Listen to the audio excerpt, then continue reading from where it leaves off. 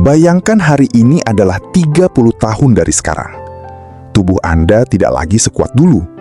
Rambut sudah memutih dan langkah kaki mulai melambat.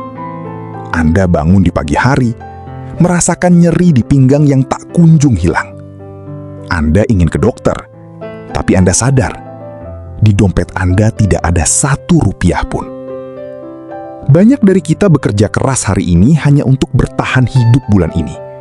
Kita sering berkata, soal masa tua gimana nanti saja. Yang penting sekarang anak sekolah dulu, cicilan lunas dulu. Tapi tahukah Anda, masa tua tidak pernah datang dengan kata nanti. Ia datang dengan kepastian yang kejam. Data menunjukkan, lebih dari 80% lansia di Indonesia menggantungkan hidupnya pada anak dan saudara. Hanya kurang dari 1% yang benar-benar mandiri secara finansial. Artinya, mayoritas dari kita sedang berjalan menuju jurang yang sama. Menjadi beban bagi orang-orang yang paling kita sayangi. Hari ini, kita akan bedah 5 fakta mengerikan jika Anda tidak punya tabungan di usia senja. Ini bukan sekedar soal uang. Ini soal harga diri, kesehatan mental, dan masa depan keturunan Anda. Simak sampai habis, karena naskah masa tua Anda sedang ditulis oleh keputusan Anda hari ini. Fakta pertama, kekurangan akses ke pelayanan kesehatan. Mari kita bicara jujur. Seiring bertambahnya usia, tubuh kita bukan seperti mesin yang makin halus, melainkan mesin yang mulai aus. Penyakit tidak menular, seperti diabetes, hipertensi, hingga jantung, adalah tamu tak diundang yang pasti akan datang. Banyak orang berkata, kan ada BPJS. Benar, tapi apakah BPJS menanggung biaya transportasi Anda ke rumah sakit setiap minggu? Apakah BPJS menanggung suplemen khusus, susu penguat tulang, atau biaya penjaga jika anak Anda harus bekerja? Ketakutan terbesar seorang lansia tanpa tabungan bukanlah kematian, melainkan menjadi sakit. Saat mereka merasakan nyeri di dada, mereka sering memilih diam. Bukan karena tidak sakit, tapi karena takut jika mereka bicara, anak mereka harus berutang untuk biaya rumah sakit. Ini adalah bentuk penyiksaan mental. Menahan sakit karena merasa tidak layak mendapatkan pengobatan. Anda menghabiskan puluhan tahun bekerja, tapi di akhir hidup, Anda bahkan tidak punya hak untuk merasa sehat karena alasan biaya. Setiap rupiah yang Anda habiskan untuk keinginan tidak penting hari ini sebenarnya adalah jatah obat yang Anda buang untuk masa depan Anda sendiri. Fakta ketiga yang jarang dibahas, namun sangat mematikan, kesepian dan depresi. Mungkin Anda berpikir, kalau saya miskin, yang penting keluarga kumpul. Realitanya tidak semanis itu. Kemiskinan di usia tua menciptakan dinding isolasi. Saat teman-teman sebaya Anda pergi berwisata, ikut pengajian, atau sekedar minum kopi di warung, Anda hanya bisa di rumah. Bukan karena Anda tidak mau ikut, tapi karena Anda tidak punya uang transportasi. Anda tidak punya uang untuk sekedar iuran sosial. Studi menunjukkan lansia yang kekurangan dana memiliki risiko depresi 70% lebih tinggi. Kenapa? Karena mereka merasa terputus dari dunia. Dunia terus berjalan, anak-anak sibuk dengan karirnya, cucu-cucu sibuk dengan dunianya.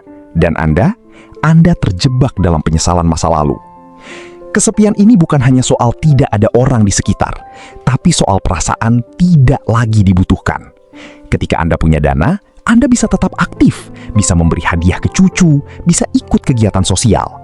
Dana tersebut adalah tiket Anda untuk tetap menjadi bagian dari masyarakat. Tanpanya, masa tua Anda adalah penjara sunyi yang penuh dengan pikiran. Kenapa dulu saya tidak menabung? Fakta keempat, ketidakmampuan mempertahankan kualitas hidup. Suka atau tidak, usia 80 tahun ke atas seringkali disertai dengan penurunan fungsi fisik atau disabilitas ringan. Anda mungkin butuh tongkat, kacamata yang lebih tebal, atau bahkan kursi roda. Jika Anda punya tabungan, Anda bisa merenovasi kamar mandi agar tidak licin, memasang pegangan di dinding, atau membeli kasur medis yang mencegah luka baring. Tapi tanpa uang, hal-hal sederhana ini menjadi kemewahan yang tak terjangkau. Banyak lansia mengalami kecelakaan di rumah sendiri hanya karena lingkungan tempat tinggalnya tidak lagi mendukung kondisi fisiknya, dan mereka tidak punya dana untuk memperbaikinya. Kualitas hidup bukan soal gaya-gayaan, ini soal keselamatan. Tanpa dana, Anda dipaksa beradaptasi dengan penderitaan. Anda dipaksa menerima rasa sakit sebagai bagian dari hari-hari Anda. Apakah Anda tega membiarkan diri Anda sendiri menderita di saat Anda sudah tidak lagi punya tenaga untuk melawan? Ini adalah poin yang paling krusial, beban ekstra bagi keluarga dan terciptanya lingkaran kemiskinan. Saat Anda tidak menyiapkan masa tua, Anda sebenarnya sedang merampas masa depan anak Anda. Anak Anda yang seharusnya bisa menabung untuk masa depannya sendiri atau menyekolahkan anaknya ke tempat terbaik, terpaksa menggunakan uangnya untuk menanggung biaya hidup Anda. Inilah yang kita sebut sebagai sandwich generation. Anak Anda terhimpit di tengah, harus membiayai anaknya, bawah, dan membiayai orang tuanya, atas. Akibatnya apa? Anak Anda tidak punya kesempatan untuk menabung bagi masa tuanya sendiri. Dan tebak apa yang terjadi 30 tahun kemudian? Anak Anda akan mengalami hal yang sama dengan Anda hari ini. Miskin di hari tua dan membebani anaknya lagi. Lingkaran setan ini tidak akan putus kecuali ada satu generasi yang berani berkata, "Cukup di saya tidak akan menjadi beban bagi anak saya." Menyiapkan dana pensiun bukan bentuk egoisme. Justru itu adalah bentuk kasih sayang tertinggi Anda kepada anak Anda. Anda membebaskan mereka untuk terbang tinggi tanpa perlu menoleh ke belakang karena khawatir Anda tidak bisa makan. Setelah mendengar fakta-fakta tadi, mungkin Anda merasa takut. Bagus, rasa takut adalah awal dari tindakan. Jika Anda masih berusia 30, 40, atau bahkan 50 tahun, Anda belum terlambat. Mulai dari mana? Ubah mindset. Berhenti menganggap anak adalah dana pensiun. Audit pengeluaran. Lihat kemana uang Anda pergi. Apakah untuk gaya hidup yang akan terlupakan dalam seminggu atau untuk ketenangan di usia 70 nanti? Manfaatkan fasilitas. Pelajari BPJS Ketenagakerjaan, JHT, JP, asuransi kesehatan, atau reksadana. Jangan malas membaca. Dana darurat dan investasi. Sekecil apapun, mulailah menyisihkan, bukan menyisakan. Investasi terbaik bukan hanya soal angka di rekening bank. Investasi terbaik adalah kemandirian.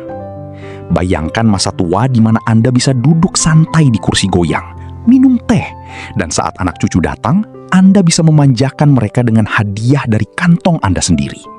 Anda tetap menjadi sosok pahlawan, bukan beban. Waktu adalah aset yang tidak bisa diputar balik. Anda tidak bisa memilih kapan akan menjadi tua, tapi Anda bisa memilih bagaimana Anda akan menjadi tua. Apakah sebagai orang tua yang mandiri dan bermartabat, atau sebagai orang tua yang penuh penyesalan dan ketergantungan? Keputusannya ada di tangan Anda, mulai detik ini. Mari kita putus mata rantai beban keluarga. Mulailah menabung, mulailah berinvestasi. Sampai jumpa di video berikutnya.